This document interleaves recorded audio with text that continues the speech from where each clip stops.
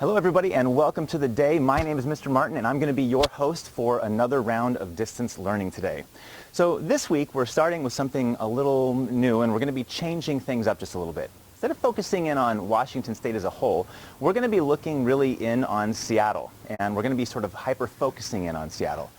Now we're doing this because I think that lots of changes and interesting things have happened in your city. You're a little bit closer to it. This is hopefully a little bit connected to your experience in Washington State. And since most Washingtonians live in urban environments like Seattle or Everett or Tacoma or Spokane, well, I think it's okay to take a moment to really look at changes and continuities in those urban environments. So what we're going to be looking at is changes and continuities in demographics, meaning like where different kinds of people live in the city and why is it that they live in those kinds of areas? Why is there an international district? Why is it that some parts of the city seem to be wealthy and some seem to not have so much wealth? Why are there more diverse parts of the city as opposed to other parts of the city that don't seem to have any diversity at all? So we're going to be doing this building up to an essay over the next probably 4 to 5 weeks. And I don't want you to freak out about an essay because we're going to take this piece by piece and looking at ways that since we left off last week in 1920, the different ways that the state has changed, and in particular the city has changed demographically. And so why are we doing this? Well, it's important that we start to look at change, just like we were last week, but that we really focus in on these patterns of changes and what causes changes. What effects do those changes have down the road? And in spite of these changes, what are some things that remain the same? And one of the reasons that we're really doing this is because as you make the jump up to high school, you're going to be doing more of this kind of historical thinking. So let's get set up now looking at changes and continuities, first by defining exactly what we mean by changes and continuities and demographics. That'll be our first lesson today, and hopefully you can show me that you do know parts of the city where things are in the city, because I want to know how much you know about your city. So enjoy the ride. Okay, so to get started, we're going to try to play around with recording a PowerPoint with my picture in it. I have no idea if that's gonna work at all. That way you can kind of see, hopefully, the presentation in a PowerPoint and still get the dulcet tones of my voice. So as we're getting started, one thing I told you a second ago was that you're going to be producing an essay, and so and it's a continuity and change over time essay. And so, what does that mean? What is the CCOT, continuity and change over time essay, all about? Well, being able to talk about continuity and change over time is a history skill that we're going to be looking at over the next couple of weeks. And to effectively tackle a continuity and change over time essay is to talk about, or to be able to talk about, how things change and how they stay the same over a specific period of time. So a good discussion will include the following. Number one, how something changes and what caused those changes to happen. Number two is how things stay the same and what enables them to stay the same, or why do they stay the same? What about them lasts the test of time and is able to last so long? And then the third piece is whether or not a thing mostly changed or if it mostly stayed the same over that period of time. So when we're looking at this, we're going to need to define some terms. So if we're going to look at continuities and changes over time, I need you to know what changes means. I need you to know what continuities means. And then what kinds of changes are we even talking about here? So in order to do that, I will look at the prompt that we are going to be using for our essay. So this is the prompt that I will be giving you in a few weeks' time that I want you to be able to talk about. Okay? And so today we're going to be breaking that up. So the prompt is the following. Discuss the changes and continuities in the demographic makeup of Seattle over the past 100 years. That's from 1920 to 2020. Now, if we look at this, these are really 4 things that we'll be looking at today. What does changes mean? What does continuities mean? What does demographics mean? And then what are we defining by when we say Seattle? And then the past 100 years, I hope, is obvious as far as what I'm talking about there. Okay?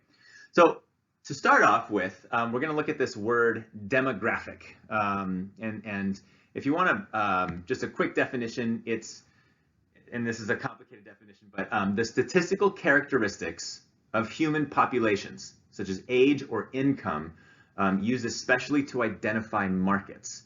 Now, it's an interesting definition. This, I believe, is from Merriam-Webster. So the thing that, when I'm thinking about demographics, is I think about the word itself and how to break up the word itself. So demographics, the word demography is from two separate words, okay? The demo is demos, which is Greek for people. So when you think of like democracy, the crassy part means to rule, and then demos means people. That means that the people are the ones who rule. That's democracy. Okay, so when you're looking at demos, that means people.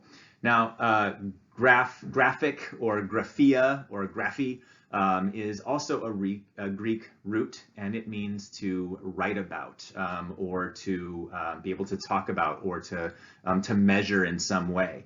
So really, demographics literally means writing about the people. That's a little clip from vocabulary.com. So you can also think about this in terms of the census, and this year is 2020. It is the census year. So here's what am I trying to say? The questionnaire that goes along with the census. And what you do is when you're filling this out, you'll give your name and your address, and then there's bits of information that they want to know about you. In this case, you can see right here, what is this person's sex? Okay, and so that's just looking at, is the person that we're talking about, are they male or female? Now, of course, this might change over time. There might be a category for like non-binary, a non-binary person. So that can change when we're looking at census data. And that will change the census in the future, but for right now, this is what we have to work with. Another demographic category is, what is the person's age? Okay, so gender and age are two demographic categories. It's how I'm defined as a 40-year-old male, okay? And then also we might get something like race. So I'm a white 40-year-old male. And we can look at other kinds of categories, like how much money I make is one way to be able to look at demographics. So demographic information are ways of sort of categorizing who people are, like who I am. So father, employed, white, male, heterosexual. So those are all different ways that you can look at people. And so when we're talking about demographics, that's what we mean.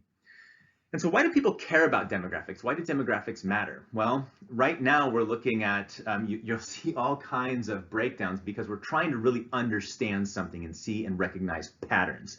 So with the coronavirus, as it is spreading, if we have demographic data on the people that have been infected by the disease or have succumbed to and died of the disease, that is information that can be helpful to identify patterns, like maybe like a demographic category of when this thing first hit, we were hearing that it was mostly older people. So there's that means that we need to be extra careful when it comes to older people and being exposed to this virus. So the more we can understand something, and the more that we can see patterns, the more that we can address issues with that thing, or support that thing, or eradicate that thing in the case of coronavirus. Now, another thing is that with these patterns and connections, we can have something that is very localized, like just Seattle, and we can also look at patterns across a nation or even the world.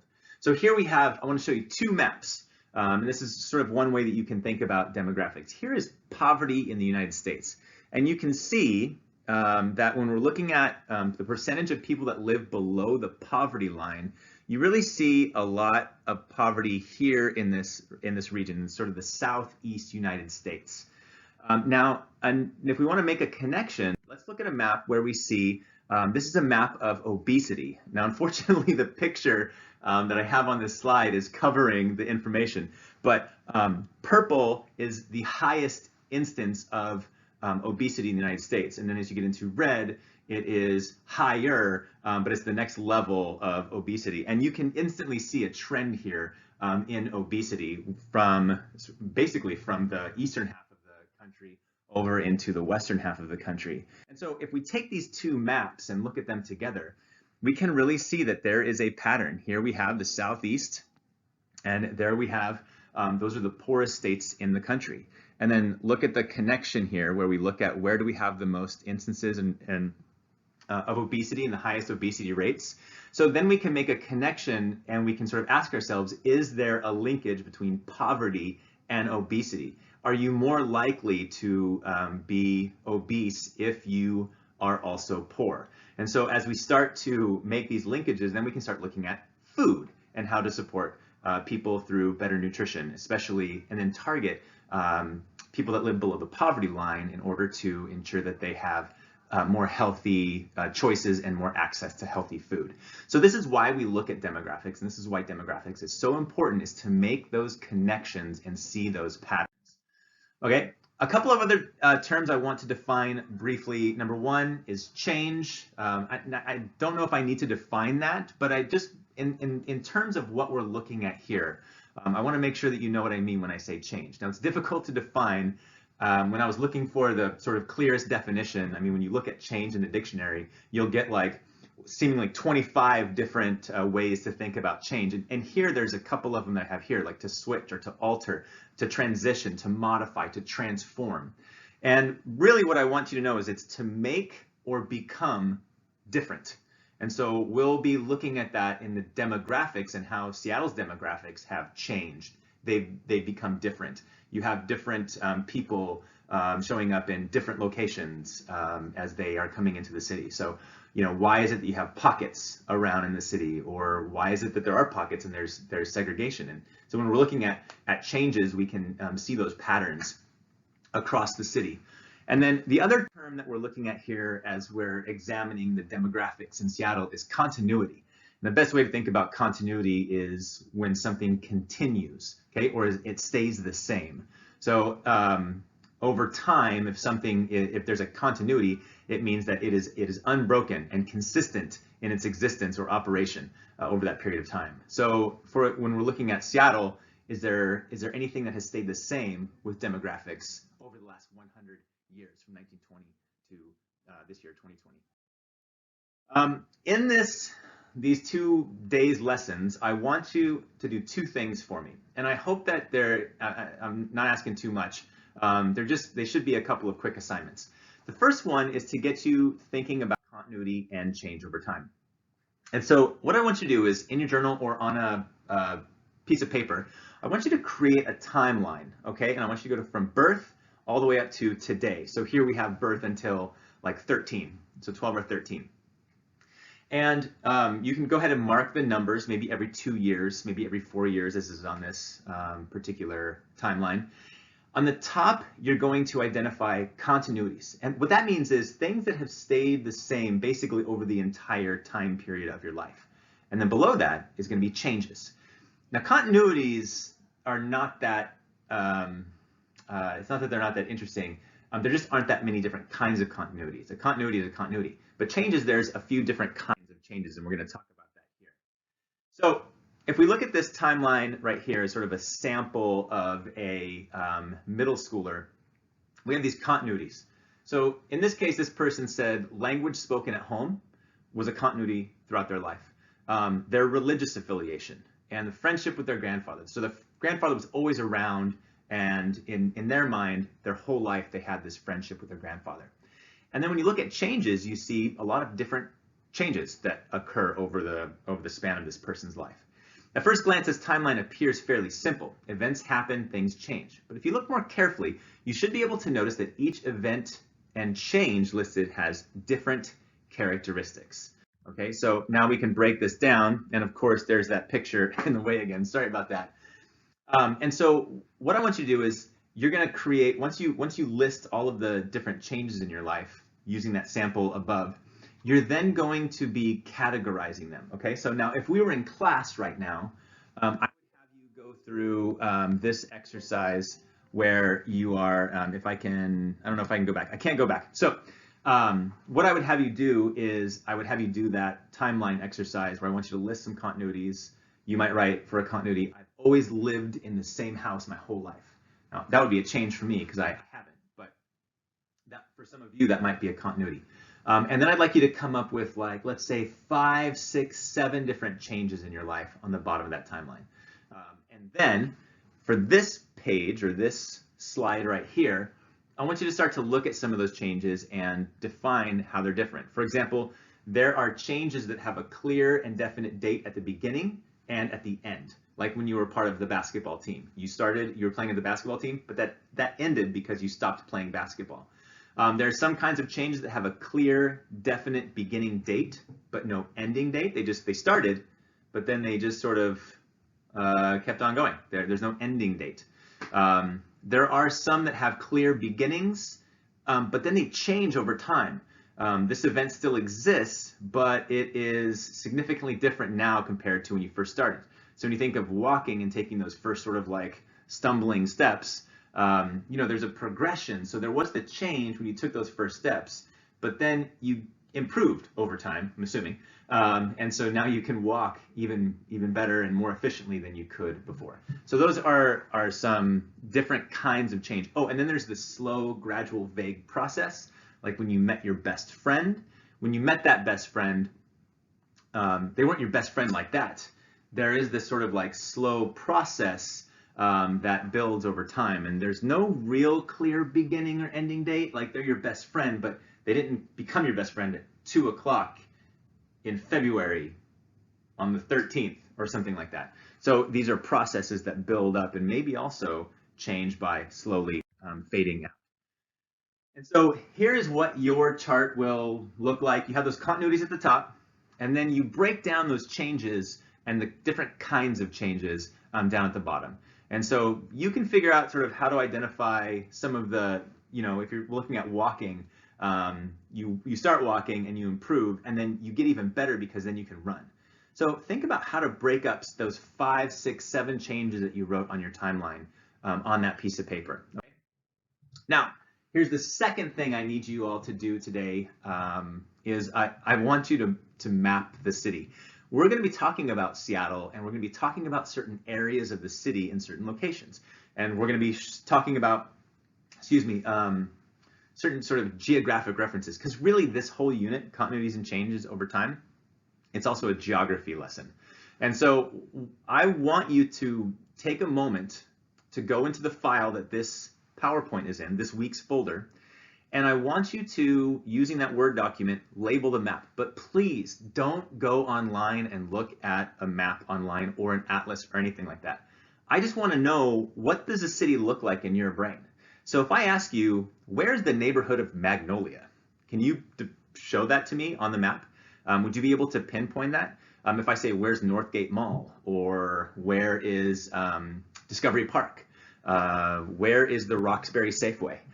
These are different things that are around the city that you may or may not know where they're at, but I want to see if you can label the map just from your mind. So print out a copy of the blank map that's in the Word document. If you want to, you can also sort of like trace out the city in this week's Schoology folder and label what the following items are, okay? Space Needle, Madison Middle School, Chief Sealth High School, UW, CenturyLink Field. I've got 3 bodies of water, Lake Union, Lake Washington, and Elliott Bay, 2 freeways, Interstate 5 as the north-south arterial, and then Interstate 90 as an east-west arterial. Green Lake, which is another body of water, but I don't know if I meant the neighborhood or the lake. Let's say the lake. Like, draw the lake in there. Let's draw a body of water in there. So draw Green Lake. I want downtown Harborview Medical Center because I want you to know where the major hospital is in the city. The neighborhood of Ballard, I want you to know where Costco is, and then show me where your house is also. Now, please note, I also want you to draw or sort of like sketch in or color in where the water is on this map. That way you can just sort of like better see Seattle. Please note that on the bottom of the map, and I don't know if that's going to be right here, and then the very, very top of the map, I want you to don't draw those in as blue because the land continues down. Okay, so Seattle's kind of a narrow north-south geography. So don't draw water at the very top or the very bottom because water isn't actually there, and I don't want people to be confused when they look at your map. Okay, so those are the 2 things. I want you to do that timeline exercise that we just talked about, and I want you to label a map of the city. For both of them, you can either take a picture of your assignment and send it to your teacher. The other thing that you can do is you can figure out a way to turn them in like during a Zoom meeting, be like, hey, Mr. Martin or Ms. Wyant, there is a map of my assignment. So whatever you want to do to turn that in, whatever works for you. Just let us see it so that way we get a kind of an idea about where you're at, okay? So thank you very much for listening. This is sort of a hybrid of the different kinds of videos that we've had. Let me know what you think of this particular format and if this works just as well as the other ones where I was editing them, or if you'd like something a little bit more picture-y and dynamic. So hey, have a great Tuesday, everybody, and the rest of your week, and hopefully I get to see all of you sometime in the near future, okay? Have a great day. Bye.